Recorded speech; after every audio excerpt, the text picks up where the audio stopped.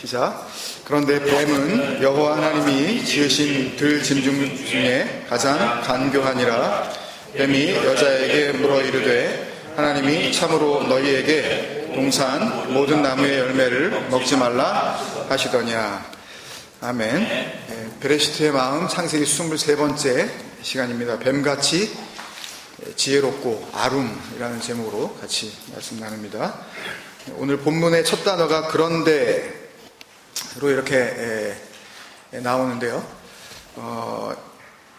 그 이야기의 장면이 바뀌고 있다라는 어떤 그런 접속사입니다.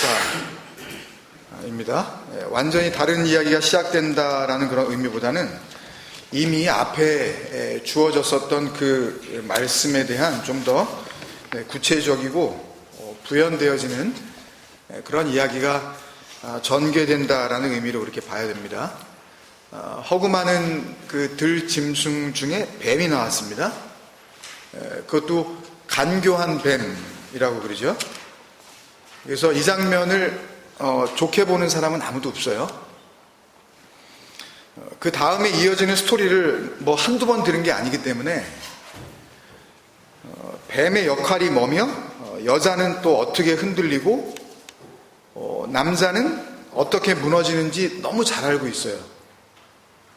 그래서 심지어는 뭐 주일학교 뭐 유치부 어린이들 중에서도 좀 말 좀 잘하는 애들은 이 얘기에 대한 결론과 교훈을 얘기할 수 있을걸요 아마. 뱀은 나쁘고 여자는 유혹을 당하고 남자는 거기에 동조해서 결국 에덴 동산에서 쫓겨났으니까 어떻게 하자 우리는?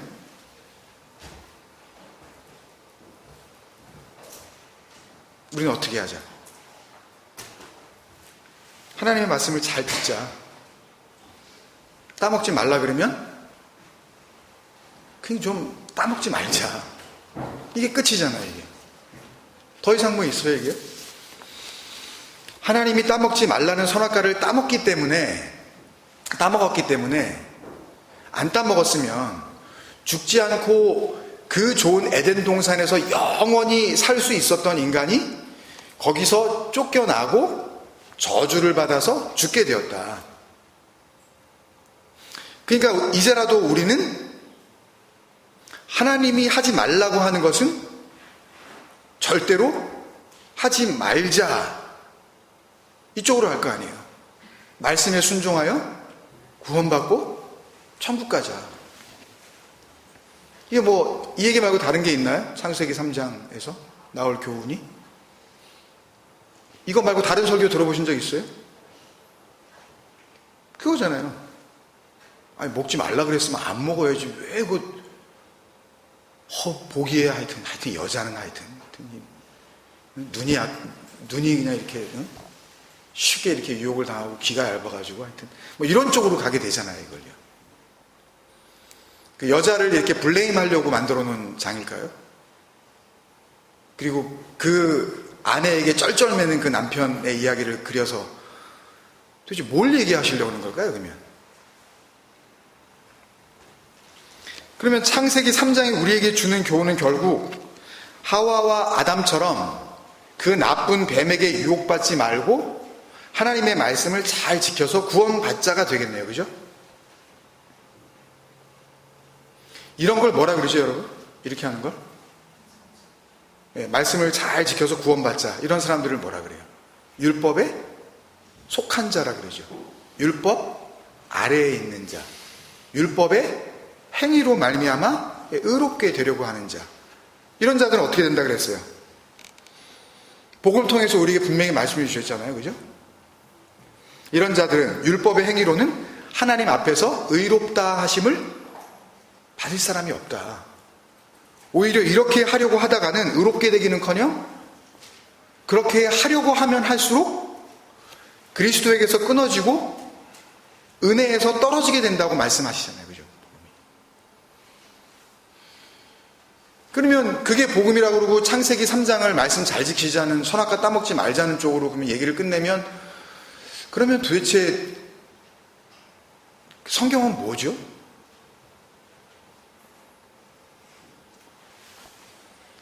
그렇다면 분명한 건 창세기 3장의 이 뱀의 유혹과 이 선악과 사건은 적어도 내가 따먹지 말라 그러면 좀 따먹지 마. 따먹었다가는 니네 어떻게 되는지 내가 똑똑히 보여주마. 이 얘기는 아닐 거 아니에요. 그죠? 한번 이것들이 뜨거운 맛을 한번 봐야지. 에덴 동산 한번 쫓겨내봐. 뭐 이 얘기를 하려고 그러시는 게 아닐 거란 말이죠. 그럼 여기서 빨리 벗어나야 돼요, 우리가.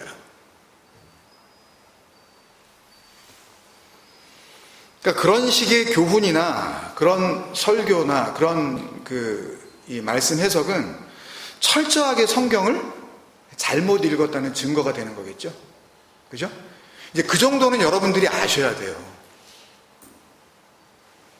그러니까 번역된 내용이나 스토리 라인 자체가 그냥 드러난 그 내용 자체가 너무 뻔하기 때문에 뱀은 간사한 뱀, 여자는 어리숙한 하와, 남자는 줏대 없는 아담으로 이해를 하게 되는데요. 이렇게 되면 문제가 뭐냐 하면 유혹을 당한 그 아담과 하와는 그렇다고 치고요. 이 뱀을 어떻게 생각해야 되느냐가 문제입니다. 뱀과 여자가 말을 하죠. 가뜩이나 거기다가. 양보를 해서 그 당시에 그 인간과 짐승들은 어쩌면 의사소통이 가능했을지도 모른다는 가정을 신학자들이 하거든요. 성경 신학자들이 그런 가정을 한다고요. 창조 그때에는 아직 죄를 범하지 않았기 때문에 인간과 동물이 이렇게 대화가 됐다. 이 막연한 추측 아닙니까, 이거? 그런 막연한 가정을 우리가 받아들인다 하더라도 어떻게 뱀이 그 복음의 비밀 중에 비밀이고 하나님 구원 그 은혜의 핵심인 그 무트 타 무트 기억나시죠? 기억 안 나세요?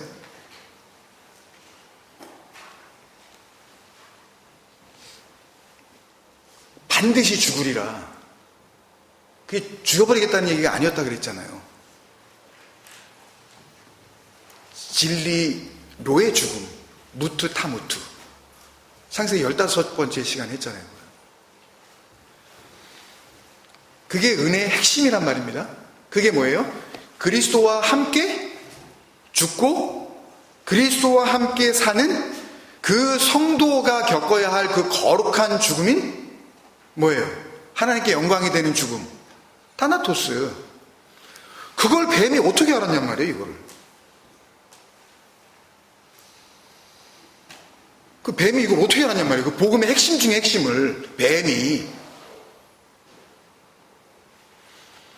물론 이것도요, 또 한 번 또 양보를 해서 창세기 2장 16절, 17절에서 하나님이 그 아담이라는 인간에게 니네 동산에 있는 다른 식물은 다 따먹어라. 근데 이거는 따먹지 마. 라고 말씀하시고 계셨을 때 워낙 이게 간교하니까 뱀이 몰래 와가지고 싹 밑으로 와가지고 엿들을 수도 있었을 거 아니냐라는 또 다른 가정을 내세울 수도 있겠죠. 그렇게 되면 성경은 뭐가 돼요? 복음을 담은 온전한 진리의 책이 아니라 수많은 추측이 난무하는 소설 같은 이야기책이 돼버리고 마는 거죠. 추측과 추측이 그냥 말씀을 해석하게 만들어버리는 막연한 추측을 가지고 성경을 읽어 내려간다는 것은 너무나도 위험하고 무모한 짓입니다. 그런데 그런 위험하고 무모한 추측이 이 뱀이라는 단어에 대한 인간적인 선입견에 의해서 성경 번역 과정에 절대적인 영향을 미쳐버렸어요. 그런 추측, 그런 선입견, 뱀이라는 동물이 주는 느낌이 있잖아요. 물론 뱀을 사랑하는 사람이 있더라고요. 막 죽고 못 사는, 아니 먹는 거 말고 이렇게 애완동물로. 예. 그러니까 그런 특별한 어떤 사람 제외하고, 그런 사람들도요, 뱀이 나중에 크고 나니까 뭐 이렇게 먹이를 주는데 이렇게 잘못 주면은 사람 손 확 물어버리고 막 그러더라고요. 어쨌든 뱀이 가지고 있는 어떤 그 우리 생각이 있잖아요. 선입견이 있잖아요. 번역 과정 중에 그에 영향을 미친 것 같아요. 오늘 읽은 말씀, 그런데 뱀은 여호와 하나님이 지으신 들짐승 중에 가장 간교하니라 라고 되어 있는데, 이 간교하니라로 번역된 히브리어 형용사가 아룸이에요. 2주 전에 나누었었던 은혜의 벗기심, 그 아룸밈 할 때 그 아룸과 사실상 같은 어원입니다. 나중에 또 기회가 되면 설명드리기로 하고, 이 아룸이라는 단어는 우리가 생각하는 그 간교, 교활, 간사, 그런 의미가 아니에요. 원래는 그런 의미가 아예 없어요. 그냥 지혜롭다예요. 그냥 슬기롭다. 아룸이라는 그 단어가 쓰인 말씀을 한두 군데만 한번 보여드리겠습니다. 잠언 14장 8절이에요. 슬기로운 자의 지혜는 자기의 길을 아는 것이라도 미련한 자의 어리석음은 속이는 것이니라. 이때 이 슬기로운 자로 번역된 단어가 아룸이에요. 그럼 이걸 창세기 3장 1절처럼 똑같은 단어니까 간교한으로 바꾸면 말이 이상해지잖아요. 간교한 자의 지혜는 자기의 길을 아는 것이라도 미련한 자의 어리석음은 속이는 것이고. 이게 무슨 말이에요, 이게요? 그 밑에 15절 또 똑같은 그런 단어고요. 18절에도 또 같은 그 아룸이라는 단어가 나오거든요. 18절을 제가 읽어보겠습니다. 어리석은 자는 어리석음으로 기업을 삼아도 슬기로운 자는 지식으로 면류관을 삼느니라 라고 할 때 마찬가지예요. 슬기로운 자, 아룸이에요. 그 아까 우리 찬양한 그 마지막 그 가사 중에, 노래 중에 이것이 영원한 삶, 참 하나님과 그 아들 아는 삶, 이게 요한복음 17장 3절을 이제 가사로 이렇게 적용한 거 아닙니까? 그때 그 아는 이라는 그 단어, 그 기노코스라는 그 지식이라는 단어가 이 다하트라는 히브리 단어로 쓰여진 것이 바로 슬기로운 자는 지식으로 면류관을 삼느니라 할 때 그 지식이에요. 그러니까 이 슬기로운 자가 면류관을 삼는 그 지식이라고 하는 것은 뭐 공부를 많이 했다든지 상식이 많다든지 아니면은 뭐 많은 것을 알고 있다든지 그런 어떤 단순한 널리지를 의미하는 것이 아니라 하나님을 아는 지식이요. 그러니까 진리가 뭔지 그 복음을 알게 된 지식이요. 이 대표적인 그 말씀이 호세아서에 나와 있는 말씀. 여러분들 기억나시나요? 호세아서 4장 6절인가요? 4절이었나요? 내 백성이 뭐가 없어서 망하노라? 지식이 없어서 망하노라. 내가 내 지식을 버렸으니 나도 너를 버려 내 제사장이 되지 못하게 할 것이요, 내가 내 율법을 잊었으므로 나도 내 자녀들을 잊어버리리라 했을 때 그 지식 있잖아요. 이 백성이 하나님을 아는 지식을 버렸도다 할 때 그 지식이 다하트예요. 그러니까 지금 이 잠언 14장 18절 말씀은요, 이 멍청한 인간은 멍청하게 살아간다, 똑똑한 인간은 지식을 많이 쌓아서 뭐 높은 자리에 올라 면류관을 쓴다는 게 아니라, 이 면류관도 카타르, 이 카타르라는 이 히브리 단어는 나중에 신약 성경으로 오면 의의 면류관, 생명의 면류관, 어린 양이 쓰게 될 그 보좌 위에 앉으신 그 왕 되신 자의 그 면류관을 의미하는 그 단어예요. 그러니까 이건 지금 복음을 담고 있는 그런 말씀이라고요. 단순히 공부 안 한 애들은 어리석게 그렇게 살아갈 거야, 뭐 이런 얘기가 아니라, 그러니까 여기도 슬기로운 자가 마치 간사한 자, 교활한 자가 아니죠. 그래서 이 창세기를 포함한 히브리어 성경 전체를 헬라어로 번역해낸 그 70인역 그 벌가타역이라고 하는 그 헬라어 성경에 보면 이 창세기 3장 1절에 이 간교한, 이 교활한, 이 의미의 단어가 헬라어 단어에 파누르고스라는 단어가 있어요. 교활한. 이 크래프티라는 단어가 따로 있는데 그 단어를 사용하지 않고 슬기로운, 지혜로운, 사려 깊은, 진리를 알게 된 이라는 단어 프로니모스라는 단어를 쓰고 있어요.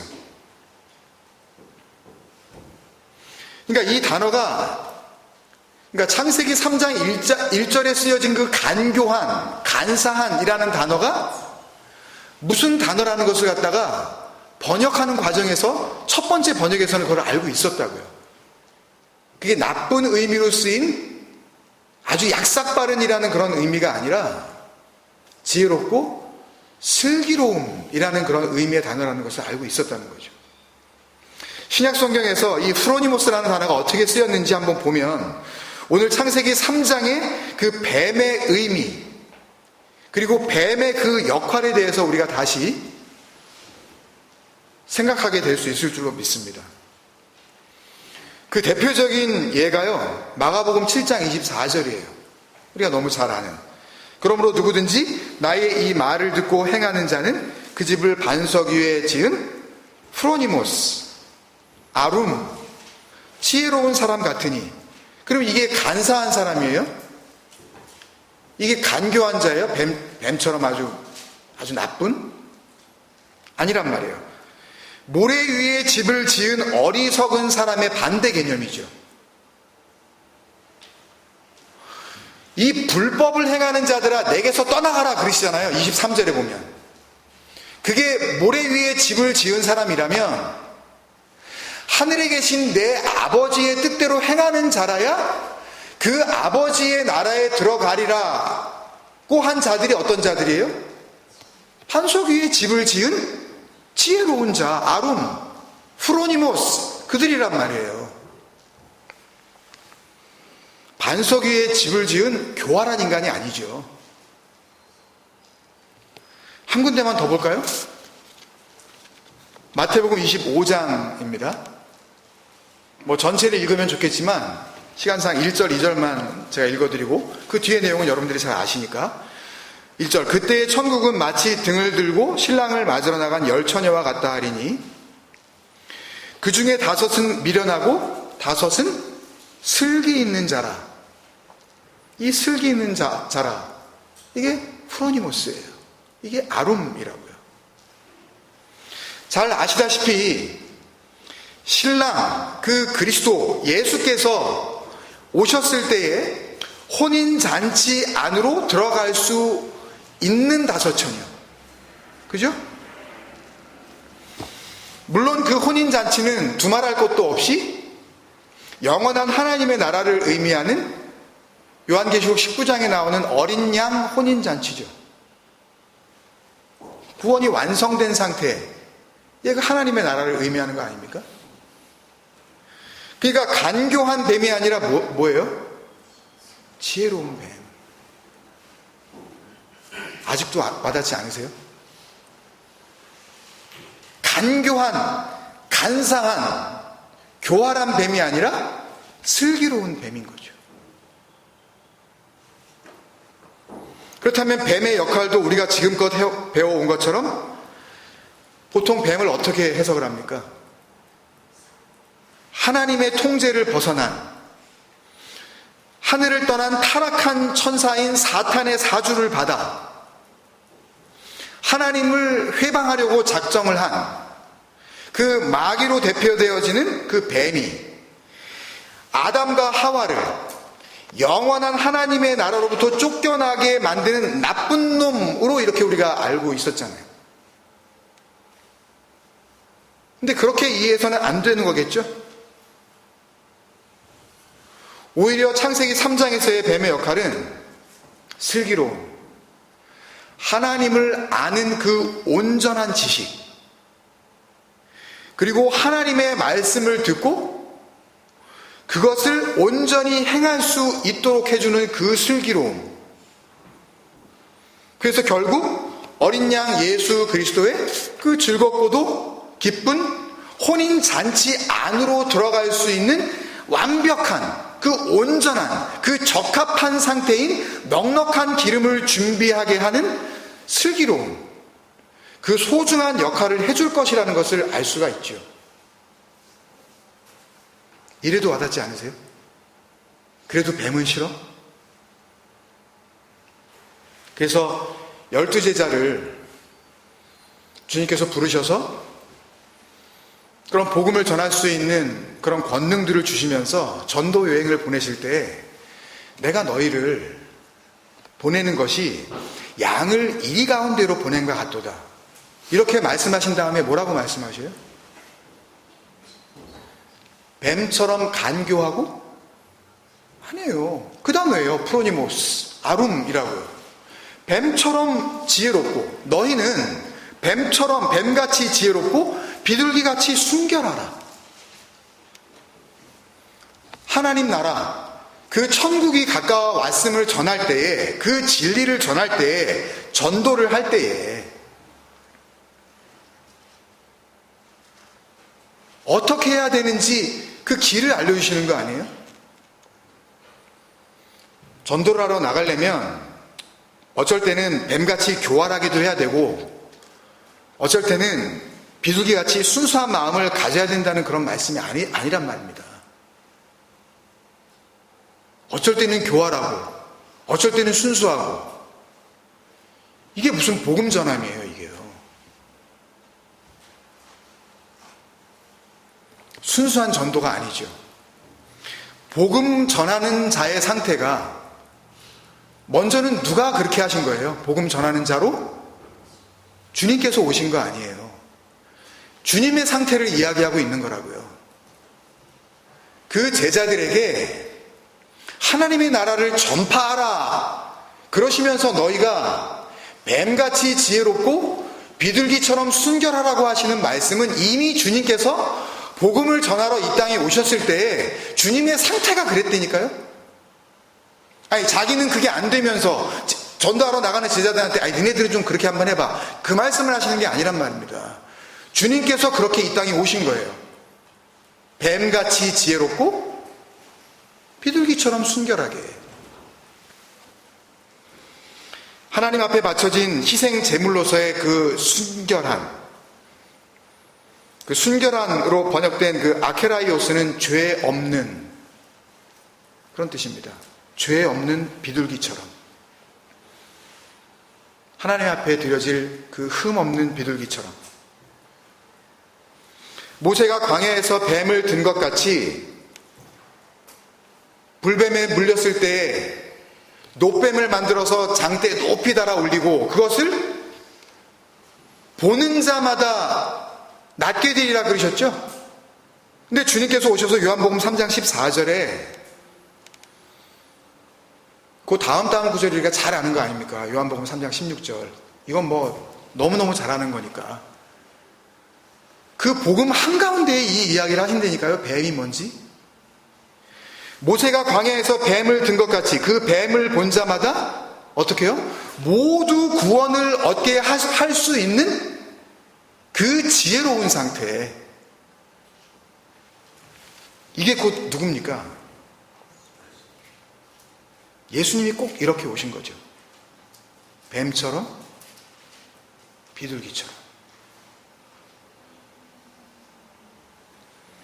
보는 자마다 구원을 얻게 하시는 그 언약의 기둥, 그 장대 위에 높이 달린 그 뱀처럼 그 어린 양, 죄 없는 비둘기, 세상 죄를 지고 가는 죄 없으신 하나님의 어린 양으로 이 땅에 복음을 전하러 오셨기에 그 복음을 들려준 제자들에게 다시 그 복음을 전하려고 할 때에는 나처럼, 그렇게 그 뱀처럼, 그렇게 죄 없는 비둘기처럼 그렇게 전하라고 그렇게 알려주고 계시는 거죠.